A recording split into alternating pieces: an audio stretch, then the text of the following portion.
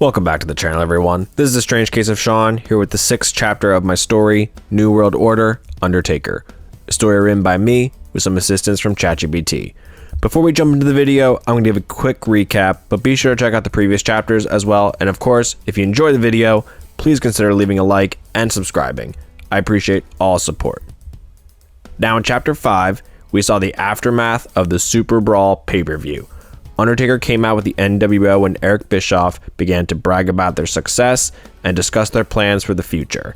Their plans included having Scott Hall and Kevin Nash challenge the Steiners for their tag team championships. This upset Randy Savage, who believes he should be involved in a championship match. The Steiners confirmed their title match for that week's Thunder in a steel cage match. Then, Diamond Dallas Page came out and offered Randy a US championship match later on Nitro. DDP would wind up defeating Savage after he accidentally took out Bischoff by mistake. On Thunder, Hall and Nash would emerge victorious as champions after they received some help from a large masked man. This man would then be attacked by the Giant, who would then unmask him to reveal a debuting Kane. The Giant stood in shock, leaving him open to attacks and vulnerable to be thrown off the Thunder stage to end the show. And now let's see if that chaos continues, shall we? Nitro opens with Undertaker making his entrance with the NWO. Notably absent are Eric Bischoff and Randy Savage. The group enters the ring, and Paul hands Taker a microphone. He begins. Before you stand the New World Order as you know it. You've seen what we can do. We are ripping the gold away from you. We are changing the landscape you once knew and loved. On Thunder, we accomplished one of those goals. Hall and Nash taunt with the titles. Taker continues. With that, we also needed to clip a thorn that had been in our side, the Giant. And I'll be damned, we sure did that. The NWO reluctantly clapped while Paul claps excitedly. Taker then turns to the NWO. But that is thanks to someone not yet in this ring. We need to thank not a man, not a wrestler, not an entertainer. We need to thank a machine. A big red machine you know as my brother. We may not be blood, but our bond is strong like brothers, which is exactly what I want with this order to evolve into. This strengthened bond that you should be thankful for, not only to Paul and I, but the demon known to you all as Kane. The crowd erupts as Kane makes his WCW debut, walking menacingly down the ramp. He then joins the NWO in the ring, standing side by side with Paul. Taker continues. This order will use all the resources it can to maintain its rightful spot at the top. Kane understands that. Paul understands that. Do each of you? He asked the question to the NWO. Then, the music of Randy Savage plays. Savage walks out and stays on the ramp. He is incensed. He begins to speak. I'm beginning to think something suspicious is going on. And I don't mean just Bischoff. Something has been gnawing at me for a while, and I don't like it. The crowd cheers him on. He continues. I had a strong feeling in my gut I was being pushed aside by WCW, and now the same is happening to me in the NWO. And guess what? I don't like it. The NWO looks around confused. Taker and Kane look blankly at Savage, while Paul looks worried. Savage continues. Now, we got another Federation reject, and he's getting all this spotlight. We just got back the tag championships. Why are we not celebrating Hall and Nash? Nash and Hall give confused looks. Taker continues to stare, but then responds. You know, Randy, you can play a key role in this order.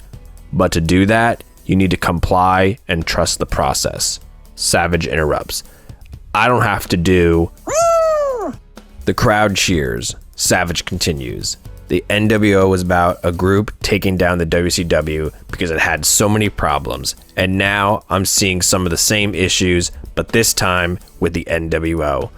The crowd cheers. Taker is angry, and Savage continues. I am the best man you got, dead man. I'm here to prove it to you, our group, and these fans. The crowd cheers. Savage continues again. I think we need better representation for the NWO, and that title of yours needs a new owner. And just the man for that job is me, Macho Man Randy Savage. Ooh yeah! Taker responds, "You've always had a big mouth. We're supposed to be a strong New World Order, and now, fellas, we see a weak link in the armor, and he's standing right up there. So let's do this. Tonight, Savage, you have a match. If you win, you get to fight me at Spring Stampede for the WCW World Championship and for leadership of the NWO." Savage nods his head. Taker continues, "Tonight, you will take on another former world champion, and that will be Kevin Nash." Nash looks more confused. Taker continues, "The winner of that match gets a title match." The crowd cheers. Back from break, we see Eric Bischoff pacing in the parking lot. A car then pulls up. Out walks Dusty Rhodes. The crowd cheers in the arena. Eric begins to talk, but Dusty talks over him. "Bischoff, you are lucky I'm not smacking the hair dye out your head. I see Taker has a plan for Stampede. I'm cooking something real hot for your new member Kane. But we need to talk about those tag team championships you guys stole last week. Now, it came across my desk that Harlem Heat are in fact the #1 contenders for those titles. But then again, the Steiners got cheated. I'm in a tricky situation here. So I only feel an eye for an eye may as well make Eric cry. Hall and Nash are going to defend their titles against both teams." Eric sighs and sinks his head. Dusty continues, "But it ain't all bad news. On Thunder, one member from each team will face off in a triple threat match. Call it a little preview for the pay-per-view. The winner gets to decide the type of match that the triple threat competes in. Now you'll need to excuse me." Dusty walks off while Bischoff looks disappointed, and in the corner of the lot, we see Paul, who appears to be spying on him. Later on in the night, we have a rematch between Diamond Dallas Page and Goldberg for the United States Championship. DDP warms up in the ring, patiently waiting for his opponent. A security guard knocks on Goldberg's door. Goldberg walks out and begins his entrance. Goldberg looks focused and determined to win championship gold. He continues with his entrance with his face down when suddenly Kane charges him and attacks him and security around him. Kane delivers powerful strikes. He then hits a power slam to Goldberg. He grabs a steel chair and delivers multiple shots to his back. Kane throws the chair down after breaking it as Goldberg writhes in pain. Kane looks at the camera. The lights then go out. They come back on, and Kane is now standing behind DDP. DDP turns around and gets grabbed by his throat and gets hit with a devastating chokeslam. Kane walks up the ramp to meet Paul, who is again laughing maniacally. The US Championship match is canceled. In the main event, we see a match made from potential inner turmoil between one half of the WCW Tag Team Champions, Kevin Nash, taking on a possibly rogue Randy Savage. The two circle with caution. They begin with a tense lockup that quickly devolves into heavy brawling. Nash uses his size advantage early, hitting big elbows in the corner and then hitting a gut-wrench powerbomb. Savage responds with quick strikes, eye rakes, and his signature brawling style. Nash then hits a big boot and sets up for the jackknife powerbomb. Savage counters with a low dropkick to Nash's knee, chopping down the big man. Savage targets Nash's leg, wrapping it around the ring post. He exits, which lets Savage hit a flying double axe handle from the top rope to the floor. During a corner spot, Nash pulls in the ref and gets hit with a splash from Savage accidentally.